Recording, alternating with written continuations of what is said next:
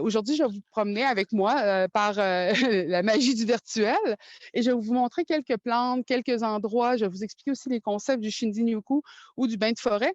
Et comme dans ma communauté, on m'a demandé, c'est quoi tes bains de forêt que tu fais? Puis je leur ai expliqué, dit, ah, c'est aller dans le bois, ça? Ouais. Mais il faut réenseigner aux gens comment aller dans le bois. Donc, si jamais vous êtes en virtuel avec moi, c'est-à-dire dans un parc ou dans une forêt ou dans un boisé, euh, il faut vraiment vous rendre compte que le but, peut-être que c'est pas le meilleur exemple aujourd'hui, là, mais le but, c'est de ne pas compter les 10 000 pas.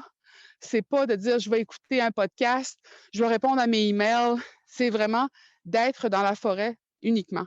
C'est d'y être et en plus d'être en silence. Et ça va être un peu plus difficile aujourd'hui pour moi.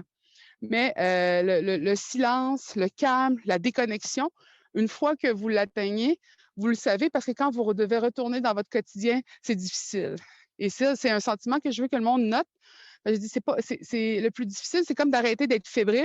Une fois on arrête d'être fébrile, puis qu'on est calme, puis qu'on doit retourner là-dedans, c'est lequel qui fait le plus mal? Se calmer ou retourner dans la réalité de la fébrilité.